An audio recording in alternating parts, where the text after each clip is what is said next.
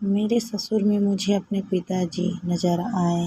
बेटा तू बच्चों का नाश्ता बना, इतने में मैं इन्हें तैयार कर देता हूँ, फिर तू वत्सल का लंच लगा दियो, मैं इन्हें बस तक छोड़ आऊँगा। नरेश जी अपनी बहू दिव्या से बोले। नहीं नहीं पापा जी, मैं कर लूँगी, आप बैठिए, मैं बस अभी आपकी चाय बनाती हूँ। दिव्या बोली। अरे बेटा बन जाएगी चाय, मुझे कौन सा कहीं जाना है, तू पहले इन सब कामों से फ्री हो तब तक मैं इन शैतानों को रेडी करता हूँ। नरेश जी हंसते हुए बोले। दिव्या हैरान थी, जो पापा जी माँ के रहने पर एक गिलास पानी खुद नहीं लेते थे, आज उनके जाने के 15 दिन बाद ही उसकी हर काम में मदद कर रहे हैं। असल में दिव्या के परिवार में दिव्या के पति, सास, ससुर और 2 बच्चे, 6 साल का काव्य और 3 साल की आव्या थे। जब से दिव्या शादी होकर आई, उसकी सास ने उसे बेटी की तरह रखा, घर के कामों में सहयोग दिया। यूं तो दिव्या के ससुर नरेश जी भी बहुत प्यार करते थे उसे, पर उसने कभी अपने ससुर को खुद से कोई काम करते नहीं देखा। अभी 15 दिन पहले दिव्या की सास का अचानक हृदय गति रुकने से देहांत हो गया था। तब बच्चों की छुट्टियां थी और दिव्या के पति वत्सल ने अवकाश लिया था। आज सभी वापिस से जा रहे थे। क्योंकि वत्सल का ऑफिस दूर था तो उसे जल्दी निकलना पड़ता था और नरेश जी रिटायर हो चुके थे तो घर में ही रहते थे। लाओ बेटा बच्चों का दूध दो, नरेश जी बच्चों को तैयार करके बोले। बच्चों का दूध और टिफिन दे दिव्या वत्सल का खाना पैक करने लगी, साथ साथ उसका नाश्ता भी तैयार कर रही थी और एक गैस पर चाय चढ़ा दी उसने। लो वत्सल तुम्हारा नाश्ता, पापा जी आपकी चाय, आप नाश्ता तो अभी देर से करोगे, दिव्या बोली। दे ही दो बेटा, तुम्हारा भी काम निपटे वरना दोबारा रसोई चढ़ानी पड़ेगी, नरेश जी बोले। नरेश जी रोज दिव्या की ऐसी ही मदद करने लगे। दिव्या को कभी कभी बुरा भी लगता और वो मना करती, पर वो प्यार से उसे कहते कोई बात नहीं बेटा, सुनो आप पापा जी से बात करो ना, कोई बात है जो उन्हें परेशान कर रही है।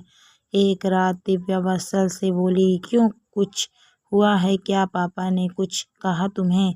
वत्सल बोला। नहीं, पर जो इंसान एक गिलास पानी भी नहीं लेता था खुद से, वो मेरे साथ इतने काम कराए, कुछ तो गड़बड़ है, दिव्या बोली। अरे तुम्हें कोई परेशानी हो तो खुद पूछ लो ना, वत्सल बात टालता हुआ बोला। वत्सल तो सो गया, पर दिव्या को नींद नहीं आ रही थी। वो उठकर बाहर आई तो देखा पापा के कमरे की लाइट जल रही थी। पापा जी आप सोए नहीं अब तक, तबीयत तो ठीक है आपकी, दिव्या कमरे का दरवाजा खटखटा कर बोली।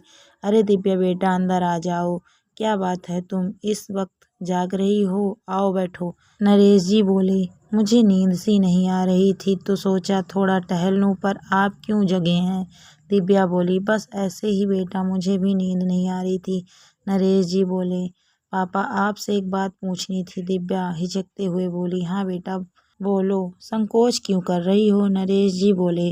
पापा जी मुझसे कोई गलती हुई है क्या, आप मुझसे नाराज हैं या मेरी कोई बात बुरी लगी आपको, दिव्या बोली। नहीं तो बेटा, पर क्यों पूछ रही हो तुम ऐसा, नरेश जी हैरानी से बोले। पापा जी इतने दिन से देख रही हूँ आप मेरी हर काम में मदद करते हैं, जबकि मम्मी जी के सामने आप एक गिलास पानी भी नहीं लेकर पीते थे, दिव्या सिर नीचा कर बोली। हाँ हाँ हाँ, तो तुम्हें लगा मैं तुमसे नाराज हूँ? देखो बेटा, जब तक तुम्हारी सास थी वो तुम्हारी मदद को भी थी, अब वो नहीं है तो मुझे दोहरी जिम्मेदारी निभानी है। मेरे लिए जैसे वत्सल वैसे तुम, जैसे मैं उसकी सुख सुविधाओं का ध्यान रखता हूँ, तुम्हारा रखना भी मेरा फर्ज है, नरेश जी प्यार से बोले। पापा जी, दिव्या आंखों में आंसू भर केवल इतना बोली। हाँ बेटा, अब माँ और बाप दोनों ही जिम्मेदारी मुझे उठानी है, तुम्हें सुबह इतने काम होते हैं, वत्सल की भी मदद नहीं कर पाता, तो मेरा फर्ज है कि मैं अपनी बेटी की थोड़ी मदद कर उसकी कुछ परेशानी तो हल कर सकूं, समझी बुद्धू, मैं नाराज नहीं हूँ तुमसे, नरेश जी प्यार से दिव्या का सिर पर हाथ फेरते हुए बोले। दिव्या अपने ससुर के गले लग गई।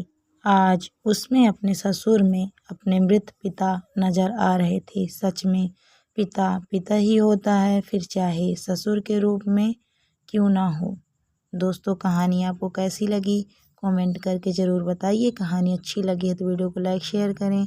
अगर आप मेरे चैनल पर नए हैं तो प्लीज़ मेरे चैनल को सब्सक्राइब भी करें। Thank you for watching my video.